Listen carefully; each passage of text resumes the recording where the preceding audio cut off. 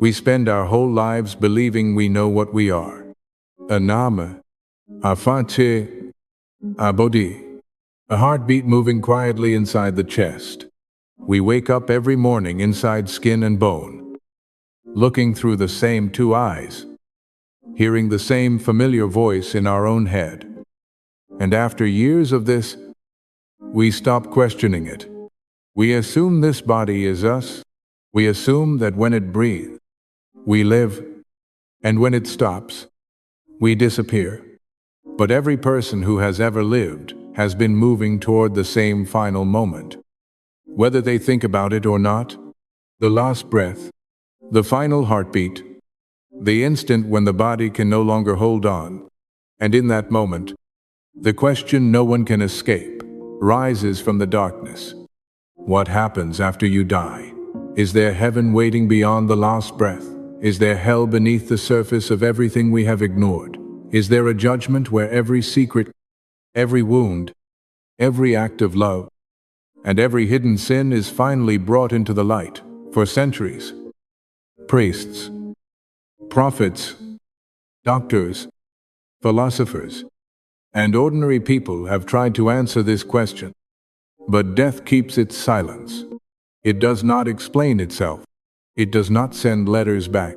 It simply waits for all of us, and yet, there are people who have crossed close enough to the edge to see something. Thousands of men, women, children, believers, skeptics, atheists, surgeons, soldiers, accident victims, and patients on operating tables have been declared clinically dead and brought back. Their hearts stopped. Their breathing ended. Their bodies went cold. Machines went flat. Families were told to prepare for the worst. But when they returned, many of them said the same impossible thing. They did not vanish. Their awareness did not fade into nothing. In some cases, they said it became clearer, more awake, more alive than anything they had ever felt inside the body. Some described rising above the room and watching doctors fight to save them. Some heard conversations they should not have been able to hear. Some saw a light that did not feel like ordinary light, but like a living presence calling them forward. Others described a darkness so deep it felt older than the world.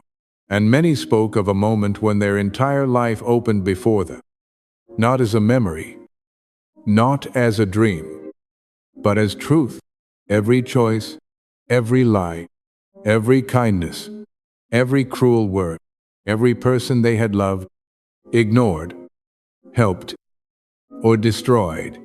It was all there, nothing hidden, nothing forgotten. This is where the mystery becomes impossible to ignore. If death is only the end of the brain, why do so many people describe a beginning? If consciousness is only electricity inside the skull, why do some people claim to see, hear, feel, and remember when the body should have been silent? And if what waits beyond death is real, then the most important question is not whether we will die.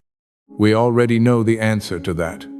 The real question is what we will face when we do. Heaven, hell, judgment.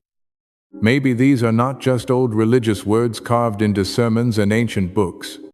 Maybe they are names for realities every soul must eventually encounter. Maybe heaven is not simply a place above the clouds, but the presence of a love so complete it burns away every fear. Maybe hell is not only fire and punishment, but the terrifying state of being separated from that love, trapped with the truth of what we became. And maybe judgment is not an angry voice shouting from a throne, but the moment when we finally see our lives exactly as they were.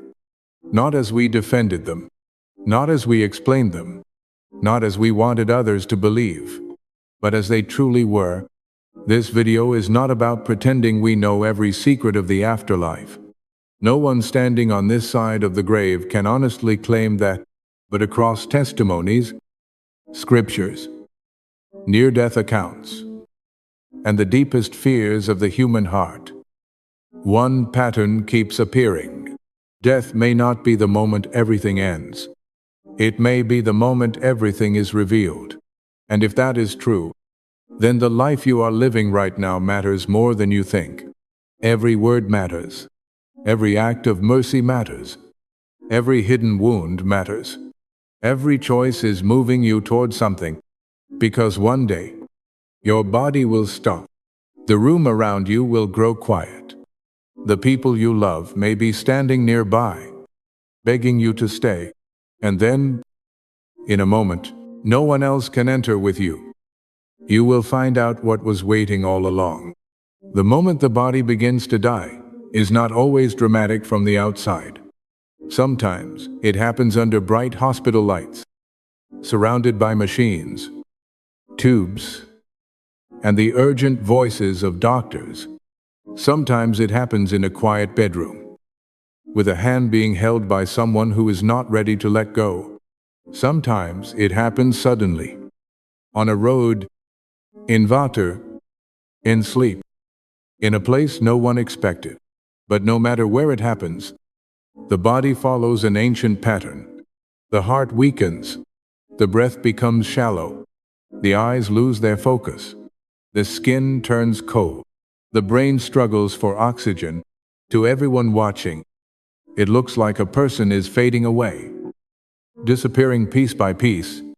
But many who have come back from the edge say that what happened inside was not fading. It was awakening. At first, there is fear, a deep animal fear, because the body knows it is losing control. The chest tightens, the muscles fight, the mind reaches for anything familiar. A face, a voice, a prayer, a memory. Then, suddenly, the struggle stops. Pain that once felt unbearable begins to dissolve. The pressure in the chest releases. The panic drains away like water, leaving a broken glass. And in its place comes something many people never expected to feel at the moment of death. Peace. Not ordinary calm. Not simple relief. A peace so complete that some people say they no longer cared about the fear they had carried their entire lives. The body was still in crisis, but the awareness inside them felt untouched. This is the first mystery. The body may be shutting down, but the person experiencing it often says they feel more present, not less. The beeping machines may be slowing. The hands of the doctors may be moving faster. The room may be filling with panic. But from inside the experience, something different begins. A strange separation, a quiet distance. The person begins to notice the body, not as me, but as that body on the bed, that face turned pale, that chest being pressed by medical hands, that mouth being forced open for air. And then comes the impossible realization. I am not inside it anymore. Some describe rising gently, as if lifted by an invisible current. Others say they simply found themselves above the room. Looking down, there is no weight, no gravity, no pain, no need to breathe. They can see the body below, but they do not feel trapped inside it.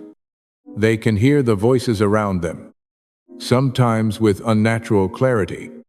A nurse calling for medication, a doctor shouting instructions, a family member crying in the hallway, a machine making one long, terrible sound. And yet they are calm. They may want to tell everyone, I'm still here. But no sound comes out. Because they are no longer speaking through a mouth.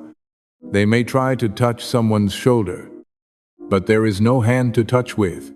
They are present, but separate, close, but unreachable.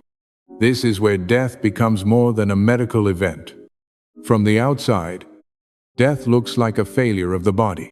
From the inside, according to these accounts, it can feel like being released from it. The body becomes like clothing that no longer fits, a shell that served its purpose, a vehicle that carried someone for years and has now stopped moving. But the driver, the awareness, The eye that watched through the eyes and loved through the heart has not ended. It has simply stepped outside. And then the questions begin. If you can see your body, are you your body? If you can hear after the ears have stopped working, are you only your brain? If you can feel peace while the body is dying, then what part of you was afraid all along? For some, this moment is filled with wonder. For others, it is filled with shock. They look at the body below and recognize it. But it no longer feels like the center of who they are. The wrinkles, the scars, the illness, the age, the injuries, all of it seems strangely distant. They remember living inside that form, but they no longer feel limited by it. This is why so many people who return say they lost their fear of death. Not because dying is easy for everyone, and not because the body does not suffer, but because they experienced a moment where the body stopped being a prison. They discovered that the self may be wider than flesh. Still, this is only the beginning, because after the separation comes the pull. The room that seemed so clear begins to change. The voices grow distant. The walls lose their importance.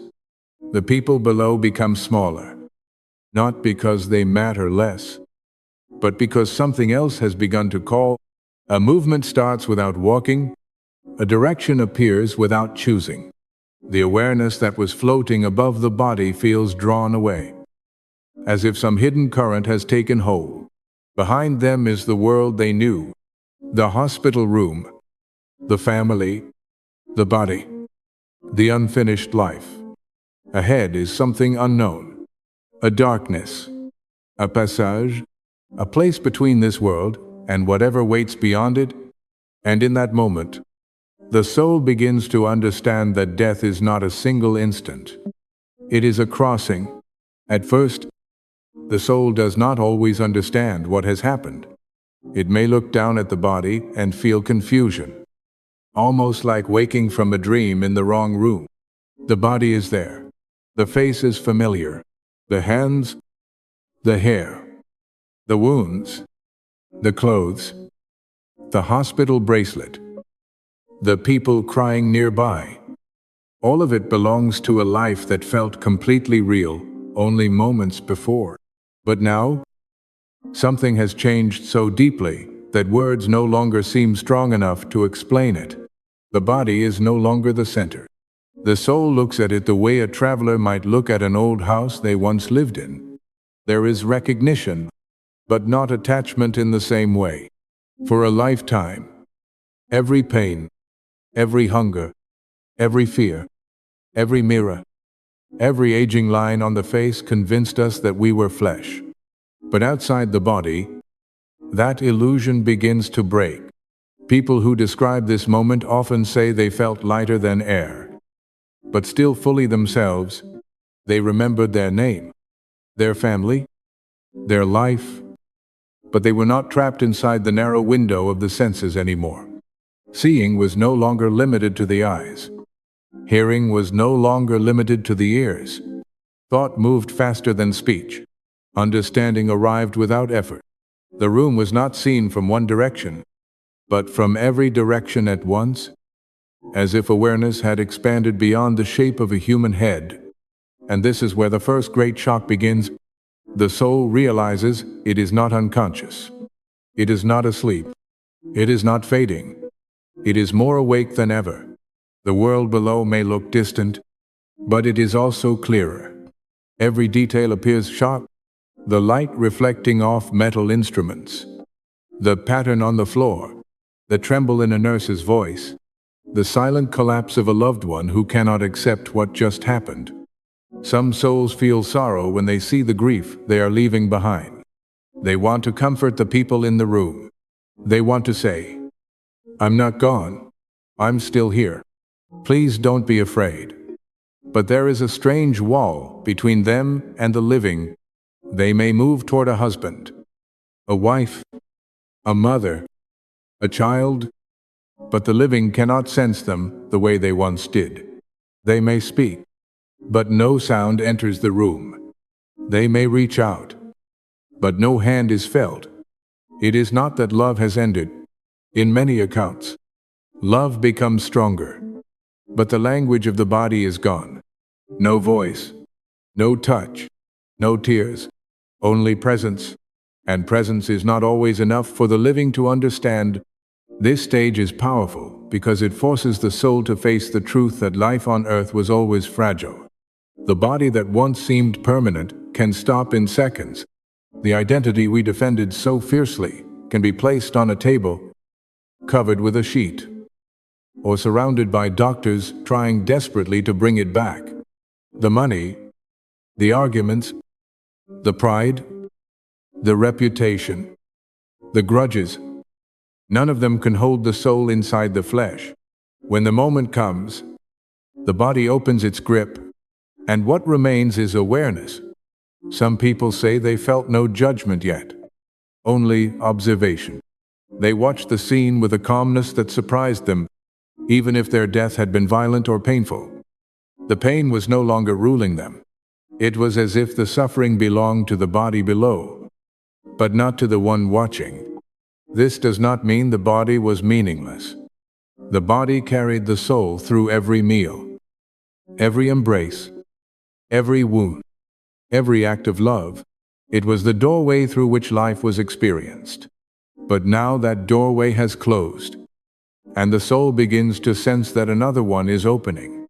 The longer it remains outside the body, the more the physical world begins to feel thin. The room still exists, but it no longer feels final. The people still matter, but the pull from beyond grows stronger. Something unseen begins to draw the soul away from the ceiling, away from the bed, away from the machines and voices and fluorescent light. At first, the soul may resist, not out of terror, but out of love. It remembers unfinished things, a child not yet grown, a promise not yet kept, an apology never spoken, a secret never revealed, a goodbye never given. Earth pulls through attachment, but something beyond pulls through recognition. It is as if the soul hears a call without sound, a command without force, an invitation older than language. And as that pull strengthens, the soul begins to understand that leaving the body was not the destination. It was only the first step. The true journey has not yet begun. Behind it is the life it knew. Beneath it is the body at war. Ahead is the unknown passage every human being has wondered about since the beginning of time. And now, for the first time, the soul is moving toward it. The passage does not always appear the same way, but the feeling behind it is strangely familiar across countless accounts. One moment the soul is near the body, watching the room, hearing the voices of the living, sensing the weight of unfinished life. The next moment, the room begins to fade, as if the world itself is losing its edges. The ceiling, the walls, the machines, the faces, all of it becomes distant, not because it is being destroyed, but because the soul is being drawn somewhere else. There is movement without walking, speed without wind, direction without a road. Some describe it as a tunnel. Others describe it as a vast darkness, a corridor, a valley, a river of shadow, or an endless space between worlds. But the darkness is not always terrifying. It is deeper than night, deeper than a room with no light, deeper than anything the eyes could understand. It feels ancient, still, and alive with waiting. At first, the soul may wonder if this is the beginning of hell, because darkness has always frightened the human mind. But this darkness does not always feel evil. For many, it feels like transition, like the space between a seed buried underground and the first moment it breaks toward the sun. There is no body now to panic, no lungs to tighten, no heart to race. Fear becomes different here. It can rise as a thought, but it does not grip the soul in the same way. The soul keeps moving. And then, somewhere ahead, something appears, a point of light, small at first, almost impossible to measure against the endless dark. But the soul knows immediately that this is not ordinary light. It is not a bulb, not the sun, not fire, not lightning. It does not simply shine, it calls. The closer the soul moves toward it, the more the light expands, and with it comes a feeling so powerful that many who return say human language fails completely. It feels like warmth, but more than warmth. It feels like welcome, but deeper than welcome. It feels like being known entirely and loved anyway. Every mask begins to loosen in that light. Every defense built over a lifetime starts to feel unnecessary. The soul senses that nothing can be hidden here. And yet, strangely, it does not feel attacked. It feels seen. This is why the passage becomes one of the most important stages after death. It is the place where the soul begins moving away from the world of appearances and toward the world of truth. On earth, we spend so much energy controlling what others see. We choose our words carefully. We hide shame. We bury regret. We pretend not to be wounded. We convince ourselves that certain sins were harmless, that certain acts of kindness were too small to matter, that certain people deserved what we did to them. But in the passage, those old stories begin to lose their power. The soul is not yet in the full judgment, but it can feel that judgment approaching not as rage, not as punishment, but as clarity. The light ahead does not need to accuse, its very presence reveals. Some souls move toward it with joy, as if they have been homesick their entire lives, and only now remember where home is. Others hesitate, because the closer they come, the more they sense that every part of them will be uncovered. The love in the light is overwhelming, but so is the truth. This is where heaven and judgment begin to touch. Heaven is not merely comfort. Heaven is the presence of perfect love. And perfect love exposes everything that is not love. That is why the same light can feel like peace to one soul and terror to another. Not because the light changes, but because the soul standing before it may not be ready to be fully known. In the darkness behind, the soul still remembers earth, the body, the family, the fear of death, the prayers whispered in hospital rooms, the sins committed in secret, the moments of mercy no one applauded, the tears hidden from everyone. And ahead, the light grows larger, until it no longer seems like something the soul is approaching. It feels like something the soul is entering. Some hear music here, not music played by instruments, but a harmony woven into existence itself. Some hear voices without sound. Some feel a presence walking beside them, though they cannot yet see who it is. And some, especially those who carry deep guilt or hatred, describe sensing another direction, a pull away from the light, a colder darkness where isolation waits. This is the frightening possibility hidden inside the passage. The soul is being drawn toward what it has chosen, what it has loved, what it has become. If a person spent life reaching for mercy, the light may feel like home. If a person spent life rejecting love, the same light may feel unbearable. But the journey continues. The soul cannot remain between worlds forever. The passage is not the final place. It is the crossing. And as the light fills everything, as darkness falls behind, and the last echoes of earth disappear, the soul begins to realize that it is about to meet something or someone that has been waiting on the other side all along. When the soul reaches the light, the first thing it understands is that this light is not empty. It is not just brightness. It is presence. It feels aware. It feels alive. It knows the soul more deeply than the soul has ever known itself. Every memory, every wound, every secret, every prayer whispered in fear, every moment of loneliness, every hidden act of kindness, everything is already known there. And yet the soul does not feel rejected. That is what shocks so many who return. They expected judgment to begin with accusation, with a voice listing every failure, every sin, every broken promise. But instead, before anything else, there is love, not sentimental love, not the kind of love that depends on beauty, success, innocence, or being useful to someone. This love is vast, intelligent, and complete. It does not ignore the truth, but it does not turn away from it either. It surrounds the soul with the terrifying comfort of being fully seen and still not abandoned. For some, this is the closest thing to heaven they have ever experienced. Not a golden city, not clouds, not a painted paradise, but the pure realization that beyond death there is a love stronger than fear. And then, from within that light, figures begin to appear. At first, they may be only shapes, soft and radiant, like forms emerging through morning fog. Then recognition comes faster than thought. A mother who died years ago, a father whose face had faded in memory, a child lost too soon, a friend from childhood, a grandmother who once held your hand, a husband, a wife, a brother, a sister.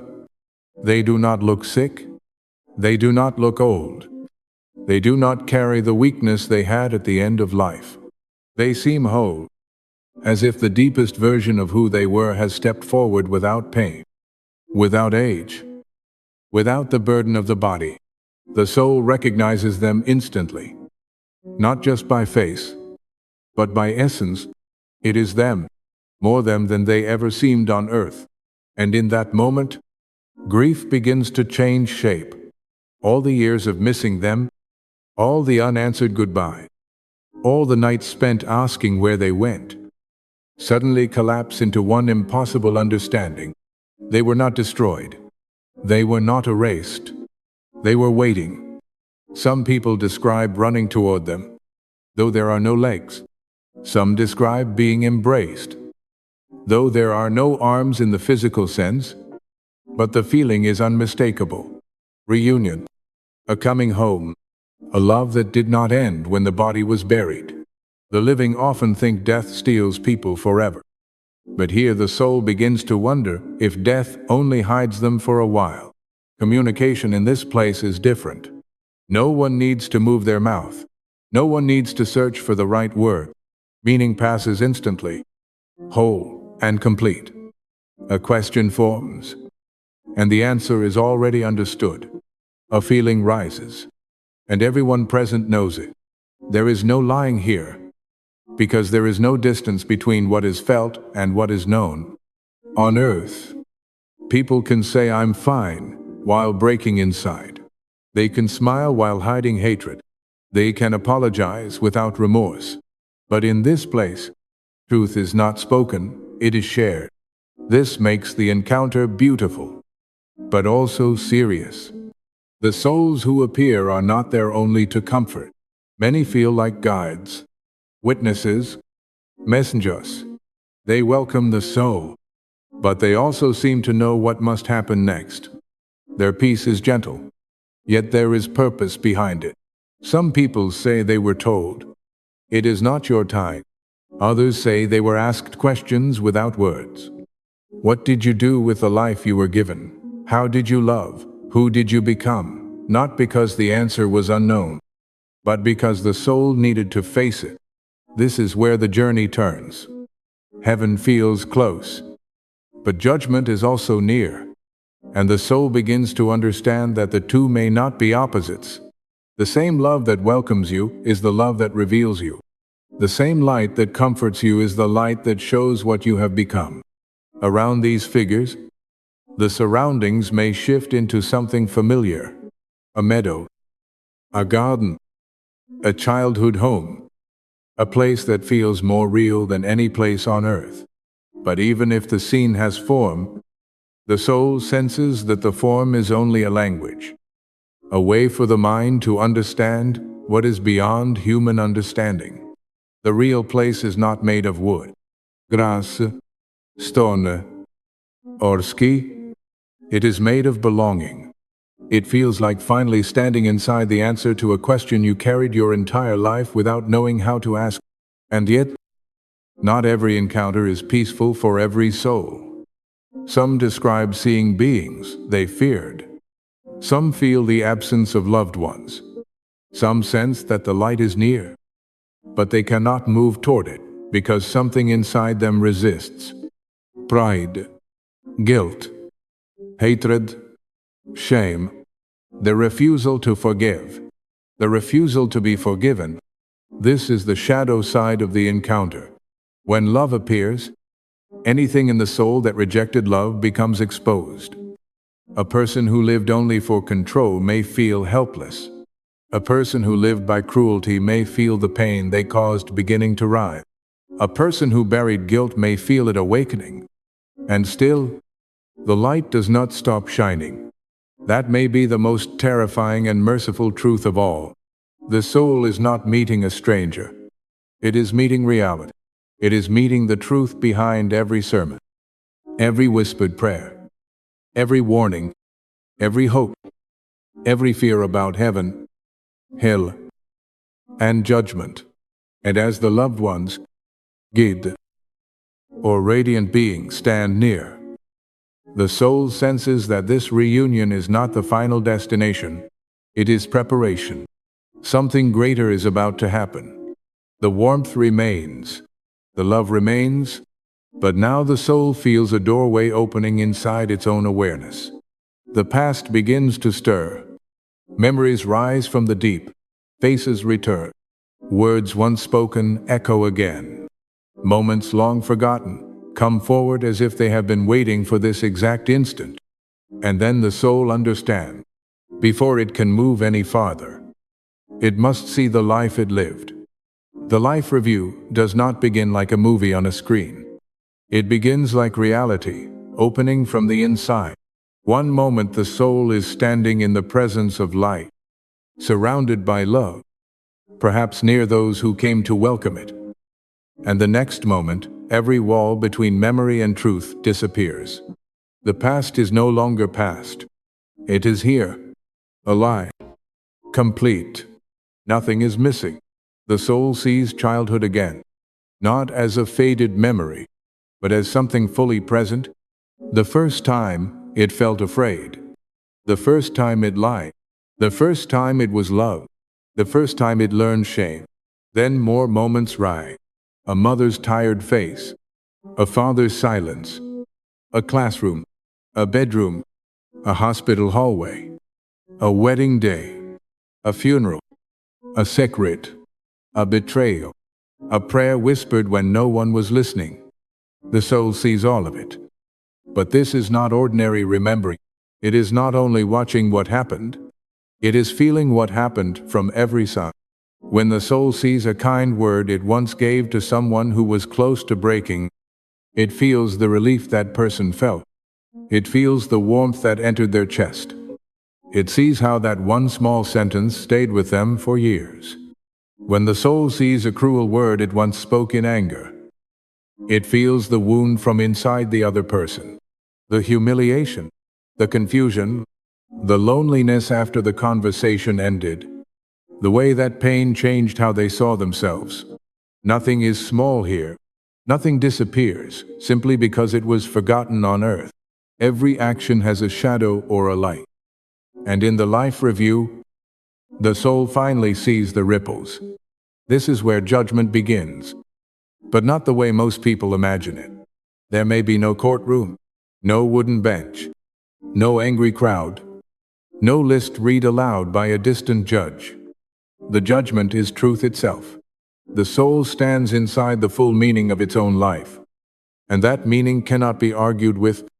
On earth, people defend themselves constantly. They say, I had no choice. They deserved it. It wasn't that bad. I was only protecting myself. Everyone does things like that. But here, excuses lose their strength, not because someone steals them away, but because the soul can finally see the whole picture. It sees the wound behind its anger. It sees the fear behind its pride. It sees the hunger behind its greed. It sees the pain it caused while trying to escape its own pain. And it also sees the good it never noticed. The small sacrifices, the moments of mercy, the times it chose patience when cruelty would have been easier, the times it forgave without applause, the times it helped someone and never knew how much it mattered. In this review, the soul discovers that heaven and hell may begin inside the truth of what we have become. The moments of love glow with a beauty no earthly success can match. The moments of selfishness feel heavy, dark, and sharp, not because love is weak, but because love reveals everything that was against it. Some memories bring joy so intense it feels like music. Others bring sorrow so deep the soul wants to turn away. But there is nowhere to hide. The light does not torture the soul. It simply allows the soul to understand. And understanding can birth. The soul sees the people it judged and suddenly knows their story. The person it hated was once a child who was hurt. The enemy it wanted to destroy was also carrying fear. The parent who failed it was shaped by wounds they never healed. The stranger it ignored was fighting a battle hidden beneath an ordinary face. This does not erase evil. It does not pretend cruelty was harmless. But it reveals that every soul was more complicated than it looked from the outside. And then the soul sees itself the same way. Not as a hero, not as a victim, not as the version it presented to the world, but as a being who was loved, wounded, tempted, afraid, selfish, generous, broken, and capable of more than it chose. This is the terrifying mercy of judgment. It tells the truth without hatred. It exposes sin without removing the possibility of love. But for some souls, that truth may feel unbearable.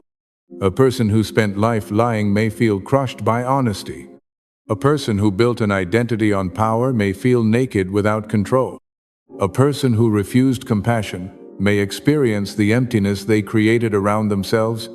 This is why judgment can feel like heaven to one soul and like hell to another. The light is the same. The truth is the same. But what the soul brings into that truth changes how it experiences it. If it has learned to love, even imperfectly, the review becomes painful, but healing. If it has clung to hatred, pride, cruelty, or denial, the review becomes a mirror it cannot escape. And still, through every scene, the presence of love remains. It does not excuse everything. It does not say nothing mattered. In fact, it says the opposite. It says everything mattered. The secret kindness mattered. The hidden betrayal mattered. The apology never spoken mattered. The child you comforted mattered. The person you abandoned mattered. The truth you avoided mattered. The mercy you gave mattered. Your life was not random. It was not invisible. It was a field of choices. And every choice moved something in the world. As the review reaches its end, the soul begins to understand what no one fully understands while alive. We were never only living for ourselves.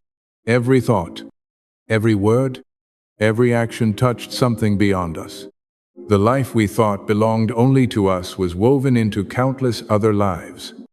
And when the final memory settles, the soul is left with a clarity too deep for language. It knows what it loved. It knows what it served. It knows what it became. And now, after seeing the truth, it must face the question that waits beyond judgment. Where does a soul go after it has seen itself completely?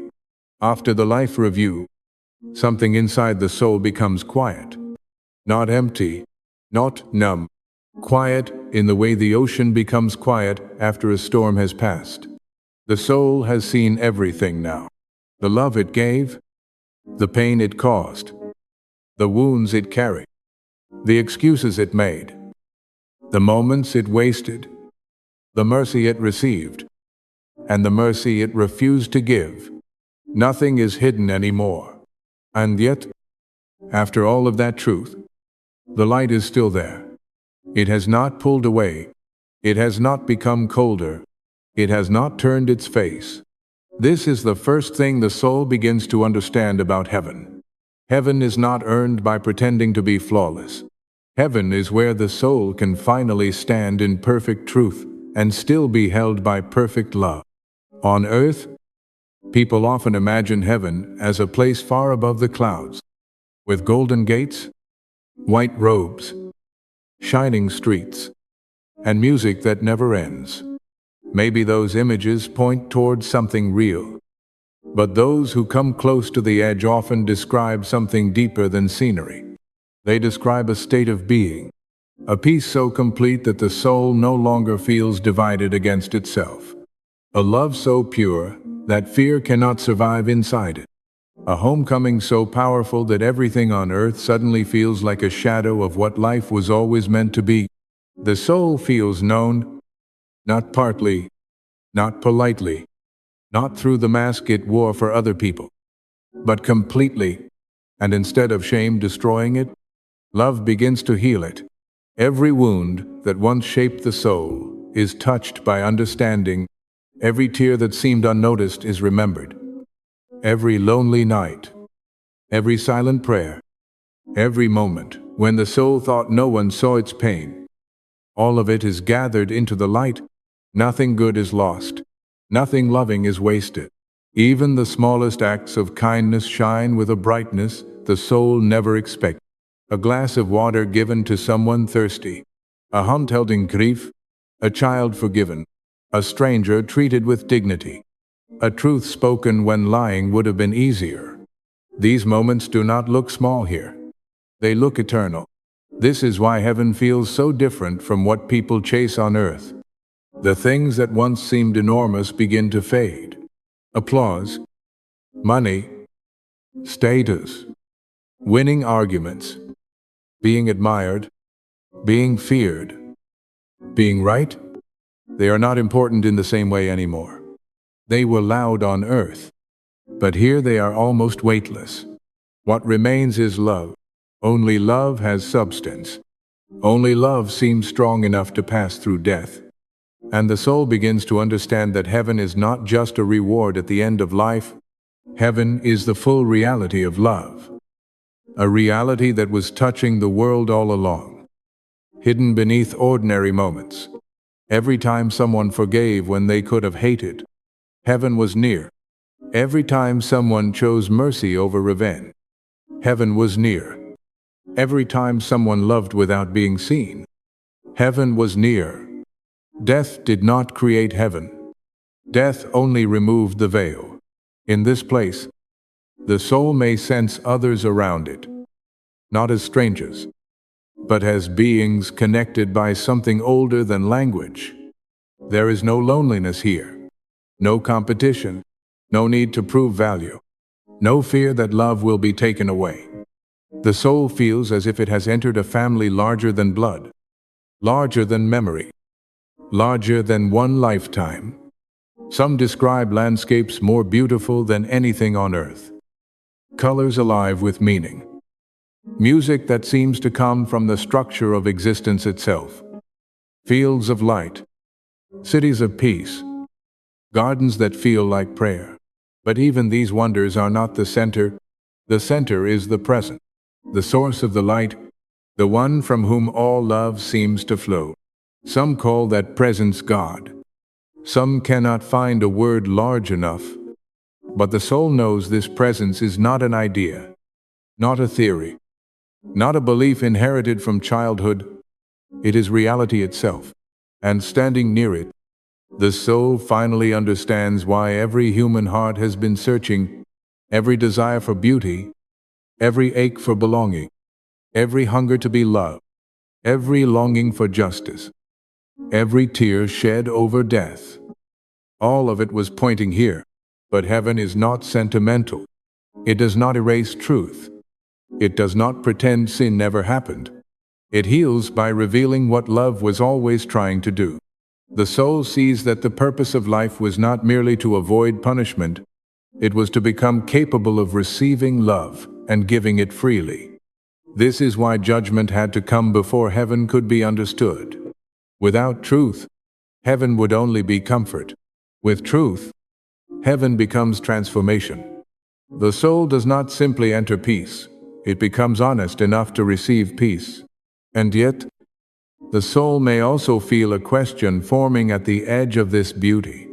If this is real, why would anyone turn away from it? Why would any soul choose darkness over this light? The answer is painful. Love cannot be forced. Heaven can welcome, but it does not violate. The same light that feels like home to a humbled soul may feel unbearable to a soul that refuses to let go of hatred. Pride, or control. Heaven is open, but the soul must be willing to be changed by it. And in that realization, the mystery deepens, because if heaven is the presence of perfect love, then hell may not begin with God refusing the soul. Hell may begin with the soul refusing the light. If heaven is the presence of perfect love, then hell may be the terror of being separated from that love. Not because love vanished, not because the light stopped shining, but because the soul could no longer bear to face it. This is one of the most frightening possibilities in the mystery of death. Hell may not begin as a place God creates to satisfy anger, but as a condition the soul enters when it refuses truth, refuses mercy, and clings to the darkness it chose while alive.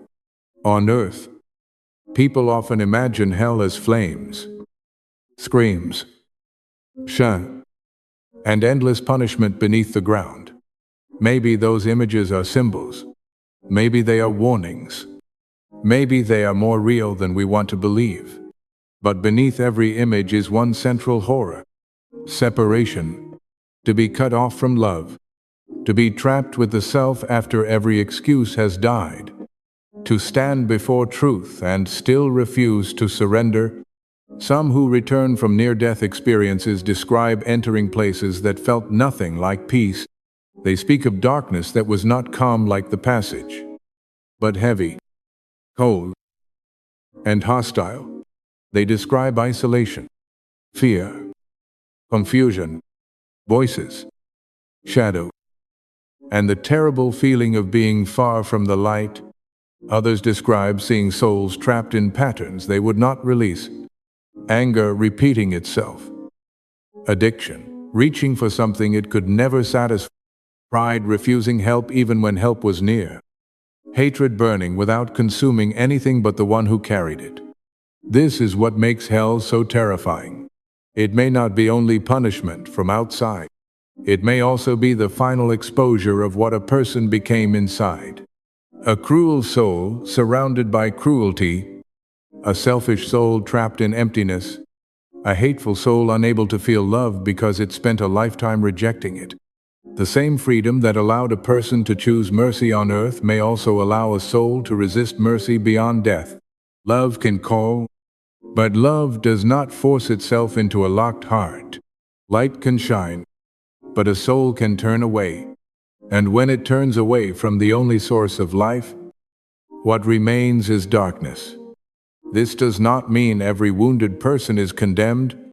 It does not mean every mistake becomes eternal ruin. The Life Review already showed that heaven's light understands pain, trauma, fear, and weakness more deeply than any human judge ever could.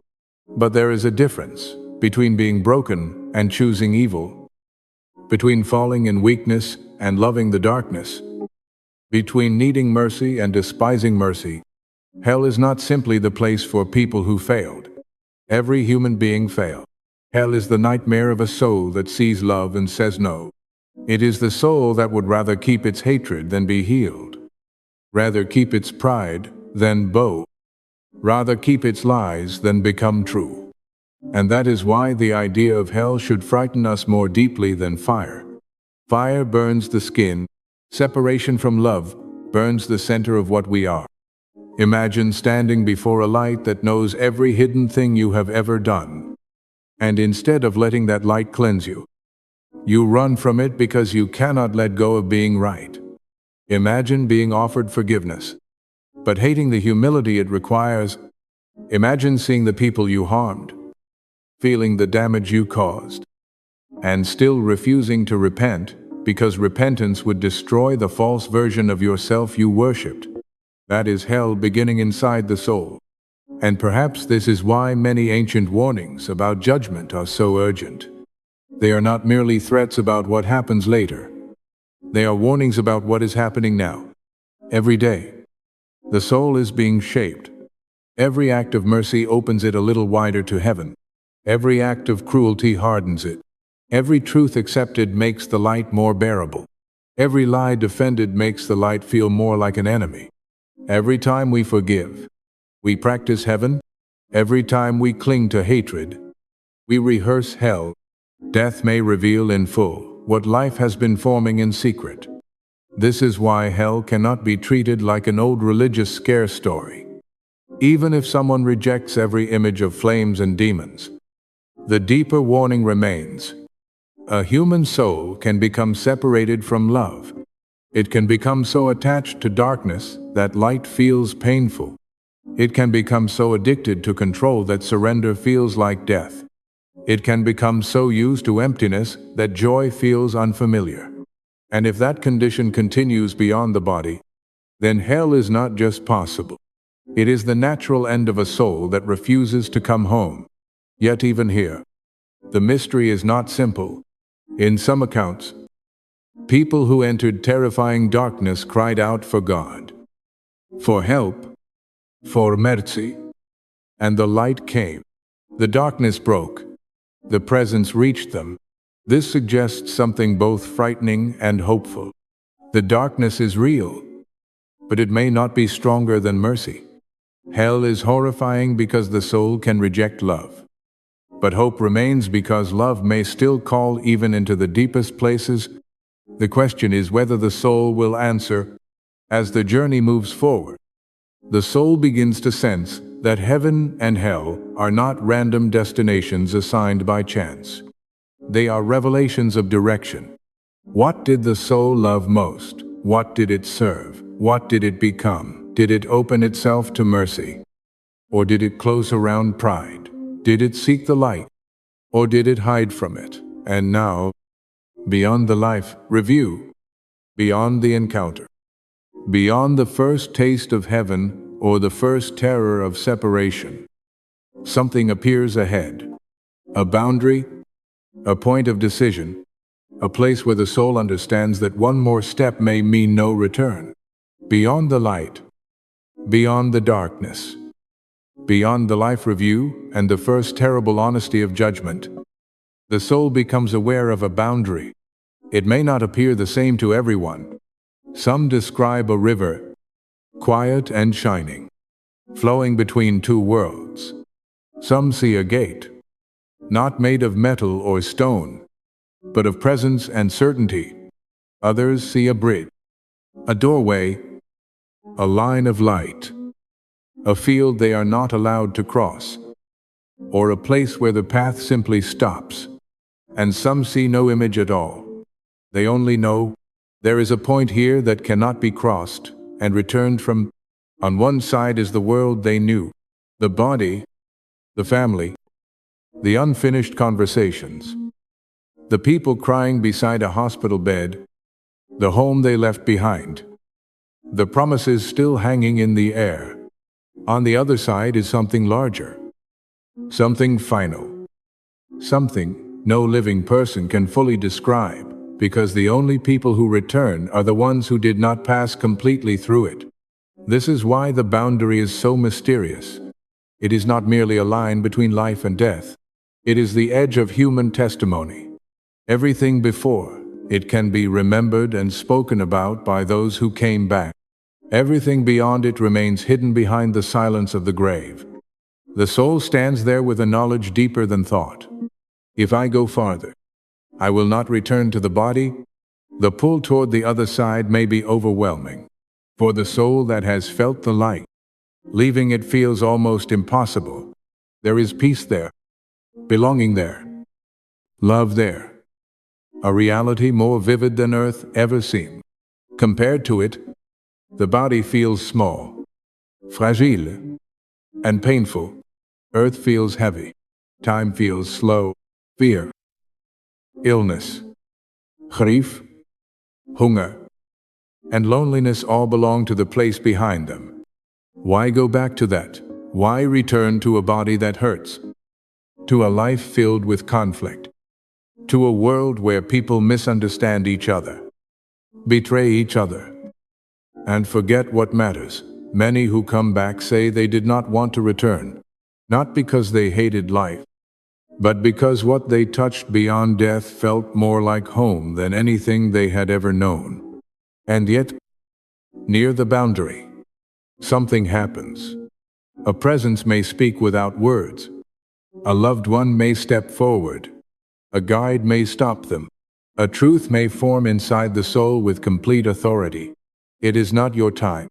Sometimes the soul remembers a child who still needs them, a spouse who cannot yet stand alone, a mission unfinished, a lesson not yet learned, a forgiveness not yet offered, a life not yet fully lived. Sometimes the choice is not given. The soul is simply turned back, pulled with a force stronger than desire.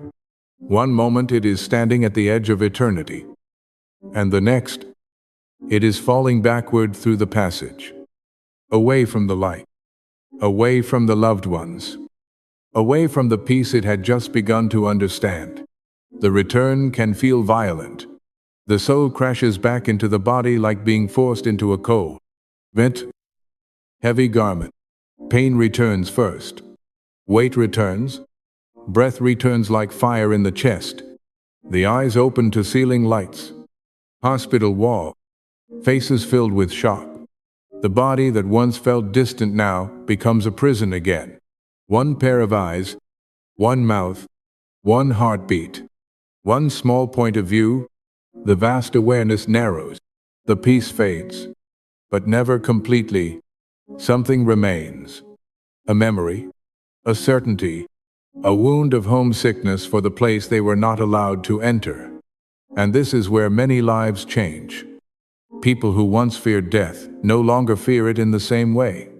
People who chased money, status, control, and revenge come back asking different questions. How did I love? Who did I hurt? What am I here to repair? Why was I sent back? Some return with a deep urgency to forgive. Some leave careers, addictions, bitterness, or selfish ambition behind. Some cannot explain what happened without crying, because language feels too small for the reality they touched. But not everyone is believed. When they try to tell the living what they saw, some are dismissed as confused, traumatized, hallucinating, or desperate to make meaning out of dying. Maybe some accounts can be explained that way. Maybe the brain does strange things at the edge of death. But the boundary remains the strangest part of all, because it carries a message that appears again and again. Death is not simply a wall, it is a threshold, and the life we return to, if we return at all, is not meant to be lived the same way. The boundary asks a question without speaking. If you were given another day, what would you do with it? Would you keep hating? Would you keep lying? Would you keep postponing the apology, the mercy, the truth, the prayer? Would you keep living as if your body will never stop? Or would you understand that every hour is borrowed, every breath is fragile, and every choice is shaping what you will face when you reach that edge again? Because one day, there may be no voice saying, "It is not your time." One day, no doctor will pull you back. No machine will restart the heart. No hand will drag you from the boundary. One day, the river, the gate, the bridge, or the unseen line will appear before you. And this time, you may be allowed to cross. And so the question returns, but now it feels different. What happens after you die? Heaven, hell, or judgment? Maybe the answer is not one of them. Maybe the answer is that every soul must pass through all three in some form. Judgment is the moment truth can no longer be avoided. Heaven is the presence of love that receives everything willing to be healed. Hell is the darkness of refusing that love, the terrible loneliness of clinging to pride, hatred, and fear when the light itself is calling you home. Death may not be a sudden disappearance into nothing. It may be the moment when every illusion falls away. The body stops, but the soul wakes. The noise of the world fades, but awareness becomes sharper. The identity you carried for years, your name, your face, your achievements, your failures, your reputation begins to loosen. And something deeper remains, the real you. Not the version you performed for strangers, not the version you defended in arguments, not the version you built from fear. The soul that loved, wounded, echoes, hid, hoped, sinned, forgot, and longed to be known. And when that soul stands beyond the body, it may discover that nothing was ever truly forgotten. The tears you caused were remembered. The mercy you showed was remembered. The apology you never gave was remembered. The prayer you whispered when you thought no one was listening was remembered. The person you ignored, the stranger you helped, the child you comforted, the enemy you hated, the truth you buried, all of it mattered. This is why death should not only frighten us, it should wake us up. Because if these accounts, these ancient warnings, and these spiritual patterns are pointing towards something real, then life is not random. Life is preparation. Every day is shaping the soul that will one day stand in the light. Every choice is teaching you either to open or to close. Every act of love makes the soul more able to receive heaven. Every lie defended makes truth harder to bear. Every grudge rehearses separation. Every forgiveness practices eternity. We often ask what waits for us after death. But maybe the deeper question is this: what are we becoming before death arrives? Because when the final moment comes, you will not bring your bank account. You will not bring your house. You will not bring your awards, your followers, your arguments, your excuses, or the image you spent your life protecting. You will bring what your soul has become. And maybe that is why so many people who return from the edge come back changed. They do not say, "I wish I had worked more." They do not say, "I wish I had won more arguments." They do not say, "I wish more people feared me." They say love mattered, kindness mattered, forgiveness mattered. The smallest moments mattered more than they ever imagined. A smile could save a life. A cruel word could leave a scar for decades. A hidden sacrifice could shine brighter than public success. A single choice could ripple farther than anyone could see from inside time. That is the terrifying and beautiful truth. We are not only living our lives, we are leaving echoes. And one day, we may have to hear them all. So maybe heaven is not just a distant reward. Maybe it begins every time we choose love when hatred would be easier. Maybe hell is not just a place after death. Maybe it begins every time we reject mercy and lock ourselves inside bitterness. And maybe judgment is not waiting only at the end. Maybe every honest moment, every painful realization, every chance to turn back toward the light is a small preview of the final truth. Still, the greatest mystery remains beyond the boundary. No one who fully crosses it returns to explain what lies on the other side. We have only glimpses, a light that feels alive, a love beyond language, a review of life more complete than memory, a darkness that warns us what separation can become, a boundary that tells us there is a point from which the soul does not come back. But maybe we have been given enough to stop living as if nothing matters, enough to stop treating people as if their pain disappears when we walk away, enough to stop postponing forgiveness, repentance, mercy, and love. Because one day, your last ordinary day will arrive. You may not know it when it begins. You may wake up, check your phone, drink your coffee, answer messages, make plans, and assume tomorrow is guaranteed. But somewhere ahead, there is a final breath with your name on it, a final heartbeat, a final moment when the world releases you. And when it does, the question will no longer be a mystery in a video. It will be yours. You will see what waits beyond the body. You will face the truth of the life you lived. You will know whether the light feels like home or like fire.